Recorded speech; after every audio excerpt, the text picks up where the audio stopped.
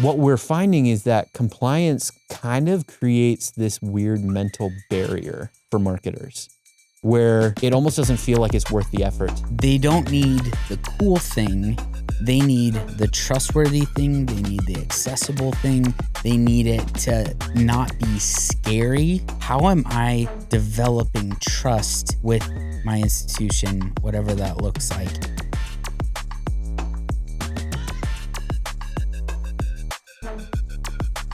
Today we're going to talk a little bit differently.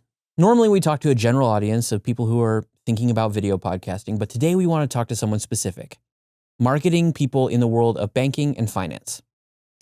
So, because we're going to be talking about that, it's been on our minds a lot because we've been having more and more people come through the studio, whether they're just thinking about it or they've actually come on as clients. And so, yeah, let's talk about some of these objections we've been hearing. Oh man, there are a lot of them. I get these objections. They make perfect sense for why people are thinking about them. But I think one of the biggest ones that we hear is around compliance. Mm-hmm. So let's maybe talk a little bit about why that's actually not a problem and maybe like how we can go about actually like working with compliance to make sure you actually create something valuable. Yeah. Well, I got a really cool peek into this world when I had an interview on my show with Betsy Walking from Foster and Motley. Yes. She's super talented marketer, and she talked about how does she navigate that world of compliance. And one of the big things that I learned about it is there's kind of like two big things that compliance officers, like be it your lawyer or whoever's internal, like what they don't like is usually making claims that can't be measured. Yep. And promising results they can't give. Which, to be honest, nobody should be making those claims anyways. Exactly. That makes sense. I don't think that a banker should sit here and quote APYs on a savings account. Yeah. That's going to change in a couple months. That doesn't make sense. Yeah. But I do think a financial advisor should be sitting here saying, like, I've seen some of the best results I've seen have been from index funds or whatever. And like hitting those sort of points of like, this is where I see from my experience. Yes. Because that you're not saying that this is what the company believes. In fact, we have somebody in our space who they read a disclaimer at the beginning and the end of their show saying, hey, this is a podcast. We're having fun with this. Yeah. And we may not be completely right all the time. Right. This is not actual financial advice. But yeah. And so I think that is kind of a huge thing is like, you don't want to give like super strong, like we can do this for you results. Yeah. And then in the first one I mentioned was like things you can't measure. She said that like you can't claim to be the best because what is the best? Even if you are the best, even if we believe you are. It was an interesting moment that she said like that maybe we could get about compliance if like someone who wasn't on staff said that word, but I as someone on staff cannot say something like that. Right. And so what we're finding is that compliance kind of creates this weird mental barrier for marketers where it almost doesn't feel like it's worth the effort to go through that loophole, jump through the hoops to really make something like that, like make some sort of content like that. Yeah. But like, I'm curious, like from your perspective, if you heard a marketer say that to you, like what would you say would be the best way to jump through those hoops in an effective way? Yeah. First of all, I would encourage them to say like, I'm so excited because I actually think that constraints actually make you more creative. Yes. And so don't view this as, I would even just say, don't view this as a hoop to jump through, a box to check. View this as a creative constraint and work with whoever's in charge of compliance. And so like bring them on, like bring them into a little bit of the planning. So that way it's like, all right, they're on board with this direction. And view them as like a partner in it. Not just somebody who's like trying to be a killjoy. Like, I don't think anybody wants to be a killjoy. No. They want to keep you out of terrible lawsuits and making claims that you can't like actually fulfill. So actually you should see them as your honesty check, right? Yeah. Like that's all this is. Let's be truthful. Let's be honest in the things that we say instead of just kind of I feel like with like AI and stuff sometimes and like these even the clickbaity sort of titles it gives me sometimes, I'm like, this is super sensational. And these are like claims that like I'm not technically making, but it kind of feels like I'm maybe making them. And I feel like that's the world of marketing is a little bit of sensationalism to try to like get people to pay attention. But if you view this as like, no, we're going to be honest. This is how we're going to go about it. I'm like, man, this is great. We can do this all day. And I would honestly say it doesn't even matter if you have a compliance officer. You should probably lean into some of this that we're talking about anyways. Well, and I think another way to look at this too is when we're talking about compliance, like, yes, there are these disclaimers you got to put on things. There are these like ways you have to phrase certain language, all that sort of thing. And what that causes is this general public perception that banks or financial institutions are stuffy, non-human organizations. Yep. They're like the characters from Mary Poppins. Right. They're when you put this money in the bank, it will grow. Like it's not what like.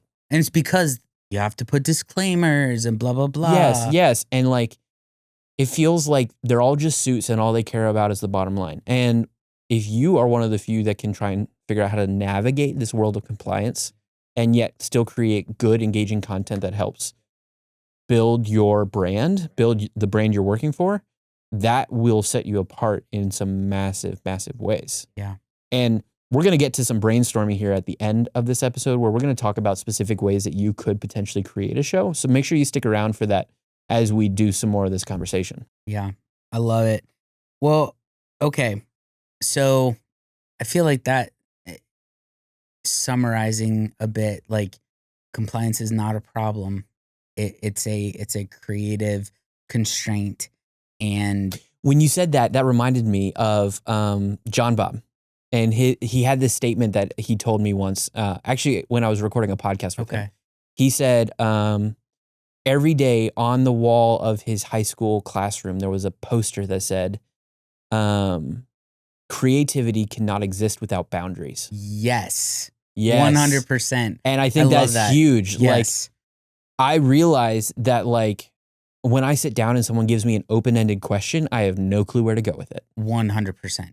But if I know the boundaries in which I'm able to work, usually like with a follow-up question, be like, what do you mean by that? That's a big question. Yes. Or something like that. If I know those boundaries, some of my best effort comes out of that. Exactly. The creativity can be there. The clarity can be there. Yes. And so I just think, yeah, compliance people, we like you. Don't worry. We got you. So compliance is not a problem. This is a way. It's actually a very useful tool for us. So then let's talk a little bit about where does this fit in marketing? Yeah. I think this is an interesting one because a lot of marketers are not used to yet. They're noticing this trend of like everyone has video on their marketing feeds and they're seeing that it is coming and now AI is making video more approachable. Right. But the quality of the content's not getting any better per se. Like it's looking more polished, but then it looks more fake is what we're seeing in a lot of ways. Yep. And so one of the things when we go back to that like Mary Poppins analogy, like we're trying to figure out ways to, and we believe as a business, the best way to promote or market a company is to show humanity. Right. And so when we're thinking about the process of marketing a financial services organization, the people win all the time. Like say we're talking about a firm that does financial investing and they're like wealth counselors or personal finance people. And that everyone knows that business is 100% relationship. Yeah. Like we know people who are in that world and they usually let us know that they're in that world because they recognize it's relationship. It is. That's the way that this should happen. Mm-hmm. But the marketing never looks like that. Right. Yeah. The marketing looks like, here's the photo with a quote on it. Yeah. Kind of thing. And, oh, that was a stock photo taken on a beach, but you're a landlocked organization. Stock photos. Yes. I just think about our financial advisor, the one my wife and I use, and I'm just like, the only reason why I work with him is because I trust him. Yes. So trust, I almost feel like when you're talking about marketing, you need to start with trust and work your way backwards. How am I going to not just blast the market, not just grow awareness. That is a big deal, and not just get clicks and likes and whatever, but it's also, how am I developing trust with my institution, whatever that looks like, because it is so important. I don't care if it's a bank, I don't care if it's a financial advisor, or whatever it is, you got to be able to trust them. And so, I feel like that's kind of the baseline. Start there and then figure out, all right, cool. From there, what are the elements that help bring trust? Do those stock photos actually help build trust? Yeah. Probably not. Yeah. Are you able to show the actual people that work there? Well, so that's great. How do you communicate that they are trustworthy? A lot of times it's not, we got this crazy, this bank, they have their safety record, their online safety stuff is top tier or whatever. It's like, well, honestly, I kind of just expect that from everybody at this point. Is there a certain philosophy you have as a bank, as a credit union, as a financial advisor? What is that thing? Let me hear what you're passionate about. And that's kind of the route I want to hear. And if you're trying to develop trust, a lot of times it goes back to, who are those people within the organization and how do they think? That's really, I feel like, the best way to develop trust. I think it totally is. But I can sense marketers being like, but I don't need another thing to deal with in my marketing plan. You do. I'm just kidding. I'm just kidding. An interview that I'm editing right now for my show, it should be released by the time this one is out, was with a branding and marketing specialist. And he was talking about this idea that, like, the bar for what normal is getting so much higher now. Like, so true. He was using the example of SEO, which most everyone should understand. That's the word, search engine optimization, is trying to write things that Google says, oh, you know what you're talking about. Yeah. Well, now there's a whole layer of things called GEO on top of it, which is generative engine optimization. And it's trying to think of, how does AI read your website and all these things. And it can feel like a lot. Right. But we're proposing something slightly different when we think about podcasting. We're thinking about, instead of adding another thing, we're kind of proposing the hub. Yep. The starting point for where you start your marketing. Yep. We had a real estate group come in and start doing a podcast in our space recently, and they have kind of made this the hub of their marketing. They use this to have conversations to show off their agents. Yep. They talk about the things that are really valuable to them as an organization. They use it as a recruiting tool. Yeah. They use it for paid ads. They do all these different things with it because they know that this one piece of content then multiplies itself across a bunch of different places. Yes. And if you've been a regular listener to this show, you would understand that we talk about this idea of multiplying your effort in many, many, many different episodes. Right. But when I think about, say, a marketer who is running it for, I'm just going to say a bank this time. There are so many things that you could be doing. So, like, if you were that, like, if you were trying to talk to that marketer, what would you tell them that says like, hey, this is why you should consider this to be the like base of your framework for marketing. Mm-hmm. Well, so I've been in marketing, so I get that overwhelming feeling. I get the okay, I created this video or this graphic or this post, but I got to create like 30 of those every month or whatever it is.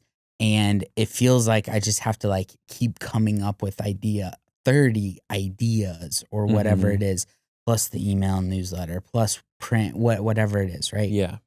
And so I get that part's overwhelming. The reason why we like this model where we take video podcasting as the hub is instead of you generating a bunch of ideas, you'll have to come up with some for like guiding conversations or whatever. But like instead of generating those 30 ideas, you're actually just capturing and repurposing. And when you have this, this is literally how this podcast is going to work for us, right? We're having this conversation. We're talking about this specific topic. We hope it's helpful, right? We're going to take this and put it on YouTube, Spotify, Apple Podcasts. Then we're going to take it up, clip it up into 14 shorts. So over 2 weeks, there's going to be a short that goes out every day on TikTok, on YouTube, on Instagram, on Facebook, on LinkedIn. Every day. And then we're going to have 2 email newsletters that come out of this once a week that's based off of content from this. And we're literally just repurposing something that we're doing right now. And one, I think the content is more cohesive. You're able to kind of stay up with video quality, like not just video quality, but just like production quality of whatever you're trying to post. And when you're in a conversation like this and you're talking about specific things, you're just able to get some really helpful clips out of things. You can even script some stuff if you really need to like really create kind of those punchy clips that are going to be super useful in like, because one of the things that I know at least Instagram values is when you save a short or a reel, right? And so like, man, what are those tips that you need every single member, every single customer of your bank, every single client of your institution, like what are those things? And just like make sure you like hit those checklists every once in a while. Then you can create that. There's just like, I think we love this because it takes conversations that we can just easily have and multiplies them. You know, the people that come to us are usually people who they need to become more visible online. People already trust them that know them, but that brand awareness that they're out there and they're doing really awesome work, it goes unnoticed. They don't have that system to be able to produce consistent content that creates that brand awareness, but also builds deep trust that kind of showcases who they are, their personalities, their philosophy, how they work, maybe the people that work inside their companies. What we do here at the Cincinnati Podcast Studios, we take those trustworthy business leaders, those trustworthy businesses, and create video content through video podcasting in a consistent way that over time makes them the obvious choice in their market. And if this is at all resonating with you, I would love the chance to have a discovery call with you. So all you got to do is go to CincinnatiPodcastStudio.com/discovery and book a call. Yeah. And I think there's another level to this too. A lot of organizations hire marketers with the expectation that these marketers create all of the content themselves. Oh, yeah. And you don't know what that's like at all, we see you. Yes. We see you.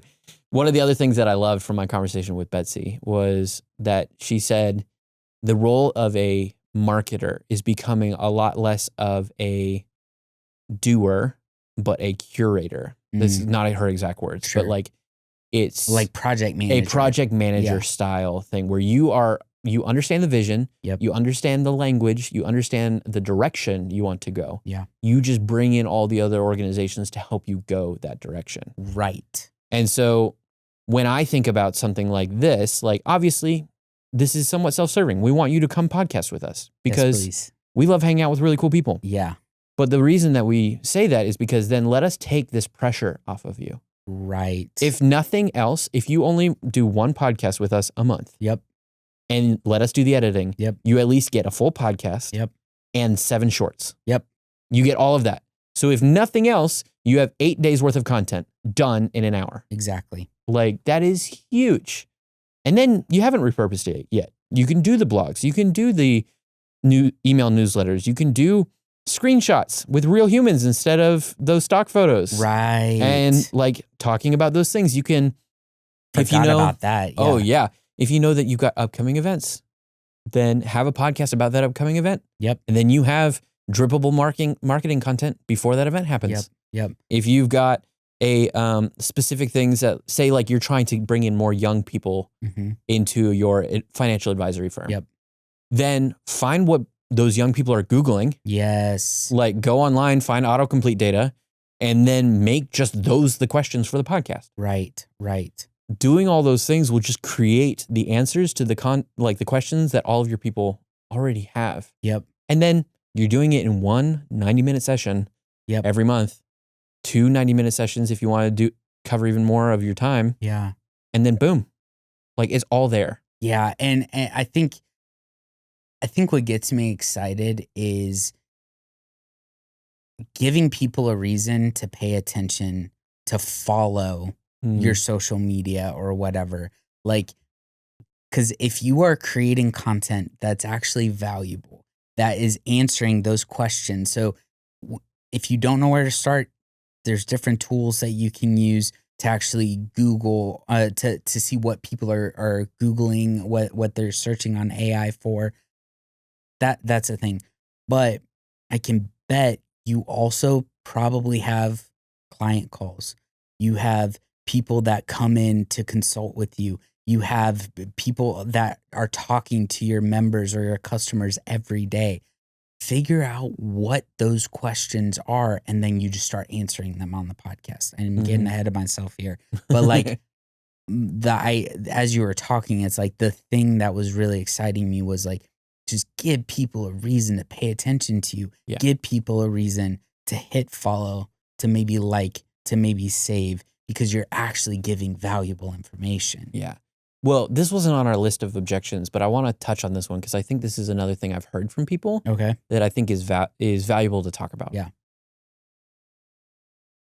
The objection of, I don't want to overwhelm people on social media. I'm glad you brought that up. Yeah. Yep. And there's an interesting shift that has been happening, and I'm sure that you've been seeing it happen, is we're moving from this like subscriber followship, like social media platform to a interest-based curated content on your social media. I mean, like the big thing that I think is still so interesting is like you can be on Facebook and have no friends and have no lack of content.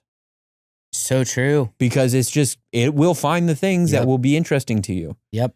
It may assume some really weird things about you for a little while until you tell it what's up, but it will find content for you no matter what. Heck, sometimes I mean, I don't use Facebook all that often, but like when I'll like start scrolling and it actually takes me in a minute before I actually like land on something that I've actually followed or one of my friends. Yes. Because it's like, it apparently knows I like soccer. So it like feeds me a bunch of stuff about that. But yeah, like you're right. It's not just, it's not only who you follow, but I interrupted. Well, but so then the next level to this, which is really cool, is that means that actually the people that follow you don't matter as much. It's the people who are interested in what you talk about that matter. So what ends up happening is instead of just bombarding the feeds of people who follow you, you actually get placed in the feeds of people who are interested in what you're talking about. Correct. And so that's why I don't sweat the small stuff of like, my reel only got 250 views. Mm-hmm. Well, it got 250 views by the people who wanted to see that. Correct. Instead of the 1,000 views from people who follow you who aren't going to buy anything else extra from you. Exactly. Yep. So when people talk about this idea of like, I don't want to just like flood the stream. Yep. I say, your people aren't going to see every single thing you post. Exactly. It's not, yeah, I feel like that's you know, that may have been the case like 10 plus years ago. Maybe It's even not, 5 years ago. Maybe, yeah. Yeah. And it's not like you're not sending these in an email every time they Yeah. come out, right? Yeah. It's a social media algorithmic, like you said, interest-based thing. So yeah, I'm glad you said that. Like, not everybody's going to see everything you post, but it's really important that you do post regularly and pretty consistently. One, if you're trying to grow awareness, but two, to make sure that if you're hitting on different topics, that you're kind of the one that has the most to say about that topic. 100%. And I think we're stuck in this place of, I don't want to like aggressively put this down, but I think it's sometimes a fear thing too. Like, I think sometimes we're afraid that we're going to damage our brand with the amount of content that we're putting out. Oh, interesting. Sure. Because I think I was that way for a while. Like, I was like, I'll just post once a week. Right. Just to show that I'm there kind of thing. And I think that that's not what's happening anymore. I think that people are going to see exactly the amount of your content that they want to see. Because if they're done seeing what you've said, they'll swipe faster, and then the social platform says, oh, they don't want to watch this thing anymore. Right. And then it doesn't get served up as more. Yep. So like the thing that we're like running into here is just algorithmic control of these platforms. Like algorithms control everything at this point. Right. So let's try as like, I think there's that like saying about like how improbable it is to have like a room full of monkeys with typewriters write Shakespeare. Have you ever heard that idea before? Vaguely. It's this like weird. That's like, the trippiest thing to say, but I know there's this thing in like probability and statistics that talks about the idea of like, if a monkey bashes on a typewriter for long enough, eventually it will write Shakespeare by statistics. Gotcha. For long enough. Sure. And so in this case, we don't have to be the monkey bashing on the typewriter. What we get to be, though, is somebody who wants to try a whole lot more to see if we can find the right answer to the algorithm. We get to be this thing of like, okay, instead of one shot a week at trying to hit the algorithm in the right way, we now get 3 shots a week. We now get 5 shots a week. Yep.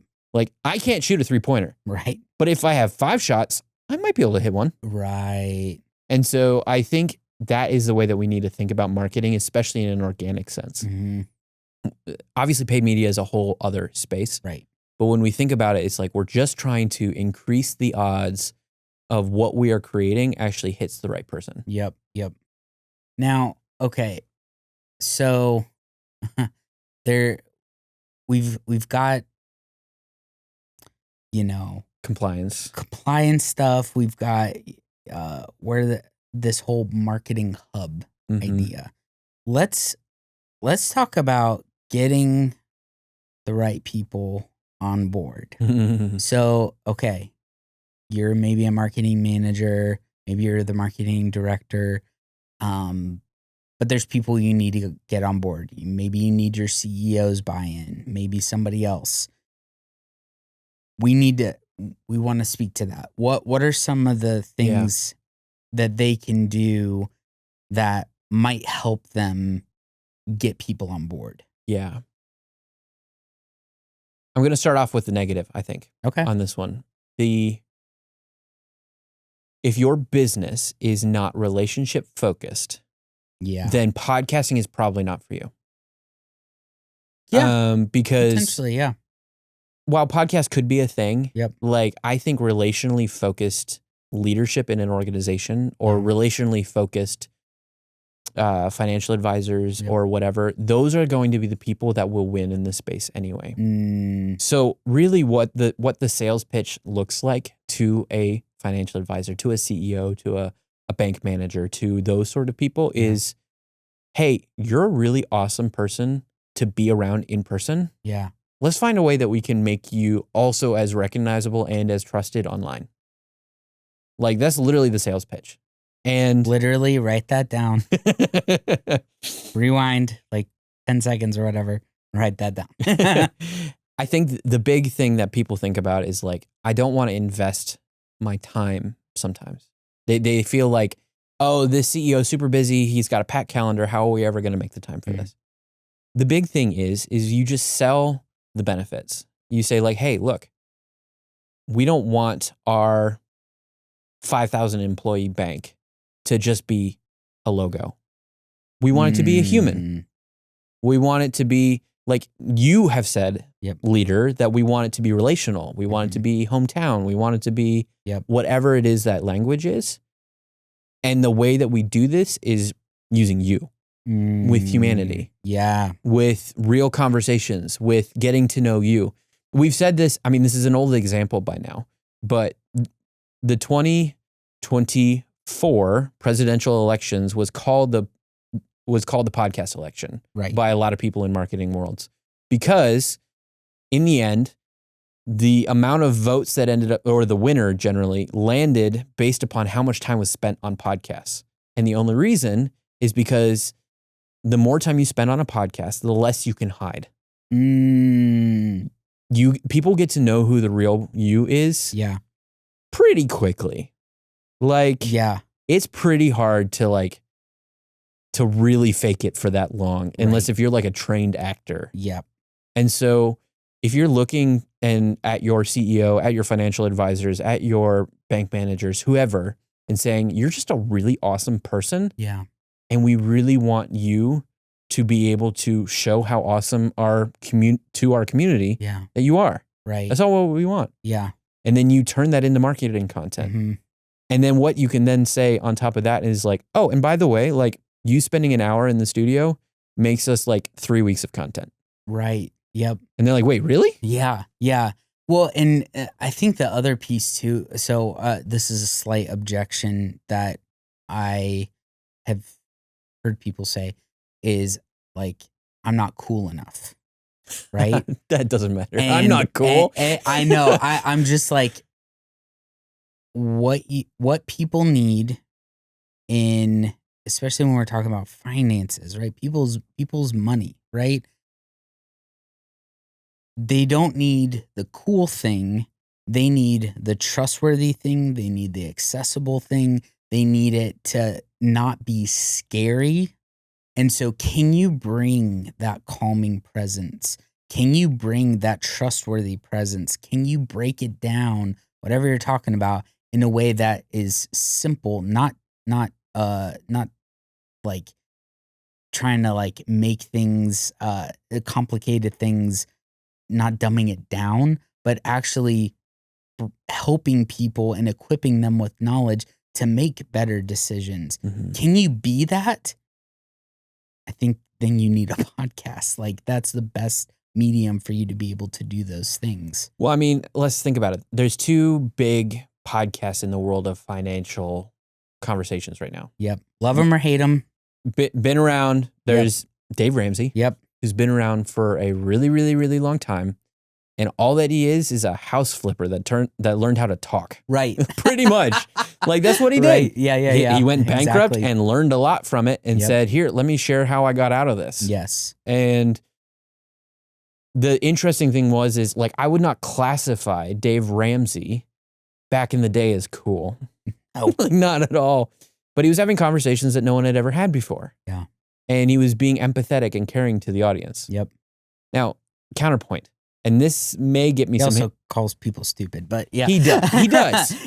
Because he's also a bit of a like Bible Belt, like, I'm just going to say it as it is kind of person, which makes it kind of fun sometimes. I'm going to counterpoint that with somebody who I don't actually enjoy as much. But I would say he's kind of a cool person. There's a podcaster, I think his name is Caleb Hammer. He brings people onto his show and kind of just like berates them the whole time about their budget. It makes really interesting clips. Like, you're just like, they spent how much on what? kind of thing. But like, I would say he's a cool dude. He's sharing really cool like tips. Yeah. He's like, why the heck are you doing this? I just don't think he's doing it in a good way. And one of the interesting things that happens is there's this weird like coolness and ego factor that really tends to run into each other. Okay. That that I don't think is needed in the podcast world. Like, the world of podcasts just want people who are genuine. Yes. Who are really interesting to like learn from, just have knowledge, right? They don't have to be like interesting, just knowledge. And then are willing to try and explain things in a way that normal people can understand. Yes. Like, I don't think that like a engineer who has 7 PhDs may be the best fit for a podcast because they're really obsessed with details sometimes. Like, that's a stereotype, I know. Sure. But I do think that like a guy who's really smart, who's spent 20 years in the market and knows how to explain this to a normal person, that person can make an incredible podcast because it feels like I'm getting value every time I'm listening to him, and then building into me so that I can feel like I'm more informed. Because I think most of the world like seems to indicate that like one of the least taught skills in the world is how to handle finances. Right. Yeah. Like, and yet everyone has to do it. So why not be that voice that actually helps people use their finances well? Yes. And talk to your very specific market. Yep. So if you are a wealth management firm for high net worth individuals, talk to that individual. Exactly. Talk to them about how to structure taxes, how to do XYZ, whatever. If you're a small town bank that's just trying to help people like have a savings account, talk about budgeting. Talk about how do you actually set aside money? How do you do these sort of things? If you're a large bank or something like that, talk to them about some of the options that you can do to try and help them that are outside of the normal process. Right. Something that is, and just tell stories. Yep. Just tell stories. Yes. That sort of thing works really, really, really well. And none of those things that I've mentioned, I think would ever run into compliance. Right. Exactly. So I think when it comes to getting people on board, I think really you're just pitching them the vision of how do you build trust, right? What's the best way to build trust? And honestly, like, it keeps going back to like the people you'd probably want to have on the podcast are probably good at talking with people.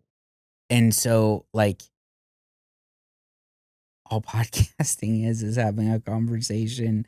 And so now we're going to get into, let's start talking about riffing on some ideas real quick.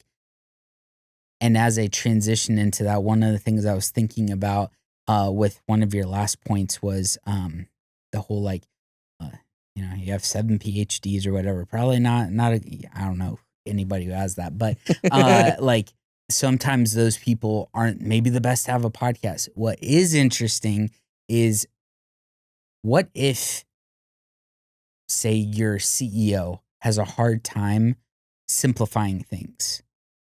You know, a really cool thing would be is to have somebody else who could translate that. So almost like, hey, let's talk about this. So there's a podcast I love, an organization called the Bible Project, and all it is this dude who's theologian. He like understands things at a high level. He understands the biblical ancient Hebrew and blah blah blah, and explains it. But then you've got this guy who's like, I know none of that. Can you like explain that to me? Wait, you said that word? What does that even mean? So almost having the normal person in the room be able to be like, that's awesome. It sounds awesome. What does that mean? And just being able to help clarify things and be kind of that voice of the people in the conversation. I think of the Key and Peele skit where the guy and eventually turned into Peele or Key standing behind President Barack Obama at the White House Correspondents' Dinner. That was so funny. Like, if you guys haven't seen this, go check it out. But basically what happened was, show notes. We will. It's basically where President Barack Obama uses very political like terms, and then I can't remember if it was Keel or Peel. One of them is standing behind him saying the thing that like he wishes that like Barack Obama wishes he could have said. Sure, right. And just like getting a rise out of everybody. It was so funny. Great. It was so funny. But to have a translator. It's a translator. Yes. And I think that is a great point to say. Like, yes, maybe I was hasty in saying the 7 PhDs thing, but there really needs to be this factor of like understanding who the audience is and making sure you speak to them. Exactly. That's great. Yeah. Well, okay. So then let's riff off, like give some ideas and brainstorm a bit. So this is the session you've been waiting for. What are ways that these financial institutions, whatever they look like, can speak to the people? Yeah. Wow. Okay. So many ideas for this. If I were a bank or a financial advisor, I think I would do a podcast. Like an idea for it is just a basic understanding of how to budget. Sure. I think, yes, there's an objection. Here's an objection that we hear a lot, and we heard it literally earlier today. There are too many podcasts. Not true. Not true. There's niches for everything, and just because you may be saying the same thing that somebody else is saying doesn't mean that your audience wouldn't care to hear it more from you than the other person. Exactly. And especially if like your potential clients or current ones, members, customers, whatever you call them, need to hear from you. 100%. They don't need to hear from Dave Ramsey, because Dave Ramsey isn't the one, unless they've like gone through the program, whatever. Dave Ramsey's not the one who is giving them their advice on their money. You are. So you should be the one who's speaking to these things. And so also, I get it. like, if you're a bank that sells credit cards, you're not going to want Dave Ramsey to speak for you anyway. Right, but, exactly. So I think a basic budgeting podcast is a huge win. Yeah. Because also, if you know that your target market is the sort of person who needs that sort of understanding, they're the ones that are going to pause on the short feed who may never have followed you before. Yep. So it's always thinking through that lens of target market. Yeah. If we're talking about like high net worth, financial advisory firm, handling money, doing a lot of stuff like that, then a great podcast would literally be a combination of having real conversations with the advisors so you get to know them, because that world is hugely based on trust. Right. Like if you're handing millions of dollars to somebody, you better trust them. Exactly. Like you really hope it works. Yep. Having conversations, understanding the real human behind all that stuff, and sharing real tactical information that isn't going to like change down the road or put you in like legal jeopardy or something like that, but is actual valuable information that people can today say, like, classic of like, hey, did you know we offer this other type of fund? Here's why it's really actually valuable to our clients. Yeah. And we're actually pretty excited about it. Yep. And just sharing that piece of information, because it's also interesting, like in the world of like CEOs and business owners, the one thing that I find that tends to be very common amongst a lot of them is they're very well read. Yeah. And way more than I am. Sure. I don't read a lot. And one of the things that I think I find is that people who tend to have a lot of money tend to care a lot about details. Yeah. And so if you can share details and just give real information, you're going to find yourself that audience. Yeah. I love that. I think, you know, as I'm thinking about this,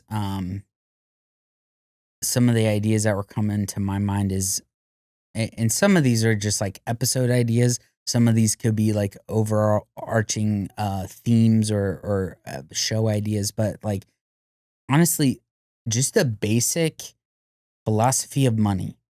Like, how should people think about money? I think this is an interesting thing I've been thinking about. I have a 7-year-old daughter, and, you know, even talking with my wife and just how we both grew up, talking with my brother-in-law and how he grew up. There's people who will never actually handle physical money. Oh. And that does something to your psychology of like, how do you understand what is $1 worth? What does it mean to like maybe have $100, $1,000, $10,000? Like, people don't understand what that actually means because maybe they've never even handled physical money. I know me growing up, I mean, I get $1 and it's like, cool, I got to split it up into my, tithe and savings and spending money. Yeah. Like it was that 3 buckets, right? But there's people growing up, there's people who are 30 years old right now who have never actually touched physical money. There are people who are 20 years old. There's college students who have never. So we have to teach them. Yeah. And who better than people whose job it is to handle money, right? So like thinking through, how do you handle these things? What's the way you should view money? What are the things that are wise and unwise? Things like that. I was even thinking about like phase of life stuff, right? So like, there's high school students, there's college students, there's young professionals, there's maybe people who have young families, there's people who are like in their midlife, there's people who are thinking about retirement, there's people who are retired. Mm-hmm. In all those phases, there are things that people need to be thinking about and understanding and kind of habits that they need to be forming in order to manage their money well, in order to promote wealth. And so I just think, man, there's so many things, so many topics within that I think banks, credit unions, even financial advisors could really tap into. That I don't want just gurus on like self-proclaimed influencer gurus on the internet to be speaking to. I want the people who are handling my money to speak to those things. You should talk to those things. That's a great idea. Like another, you gave me a really interesting idea. So you can steal this if you want, free of charge. And this is Brian's free gift to you. Yeah, maybe. Or don't. Maybe. Who knows? Maybe it'll suck. We'll see. So I'm thinking of pretty much anyone in the world of financial services could do this. Say you are having a guest on your show. Say it's being hosted by the CEO. The CEO is interviewing people in the organization. Mm-hmm. And each person is a subject matter expert in something. Yep.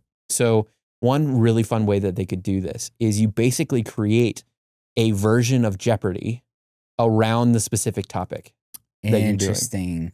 And do they have to say what is all the answers? If you want the rules to be that way, you could. But like, literally, it could be like the term for yearly cash that is given or is earned in interest. Yep. And then, what is?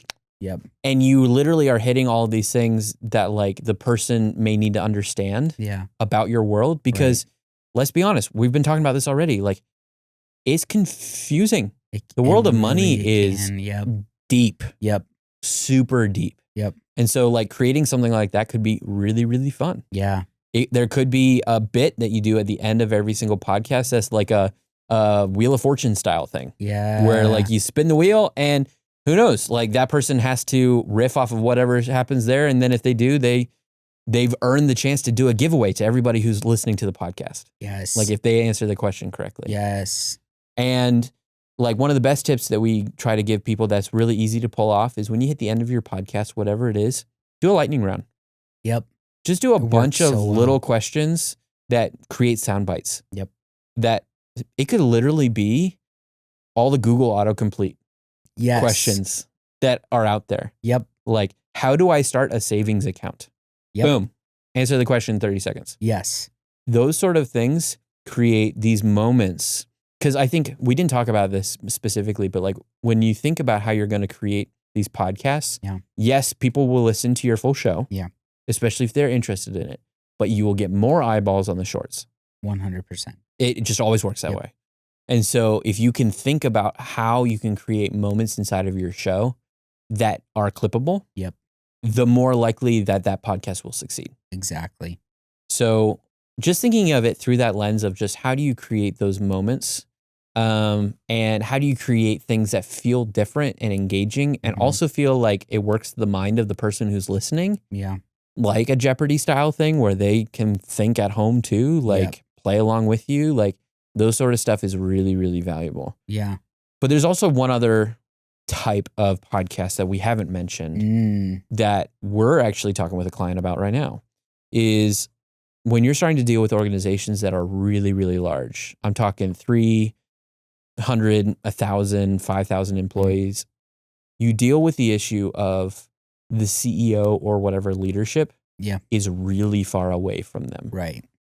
Like, and if you're really trying to build the idea of humanity inside of an organization, one thing that can be really amazing for your organization is an internal podcast. Right. Yes. Now, this time you're not thinking about shorts. Right. You're not thinking about marketing. Nope. What you're thinking about is communication from the top to the rest of your organization. Yep. It's similar in that you're still trying to figure out, okay, how can the CEO build trust with the employees? And you're also still thinking maybe, what are the questions that they have? But you're right. You don't need to worry about the clippable moments or anything like that because you're kind of just doing the internal podcast. Yeah. I love that idea. And it's almost like what is the internal marketing like messaging that the CEO needs to have to everybody else in the organization. Right. It's a way to create culture. Yeah. In a huge way. Yep. And especially if you can then create some actual live, not like live moments, but like real human moments where it's like, hey, we got this question from the dude in the branch in Des Moines. Yep. He said, da da da da da. CEO, can you answer that? Yep. You call out the person by name, like so that they recognize this is a real human. You read their question, even if it's a tough question sometimes. Yeah. And then you get the answer from the CEO. And those sort of things build a process of trust in a big way that sometimes I don't think a Zoom meeting does. Correct. Because a Zoom meeting feels like you have to be a part of it no matter what, like you're mandated. Yep. A podcast is an opt-in experience. Yep. And it's a lot easier because I can listen to it on my commute or I can watch it on my lunch break or just whatever it is.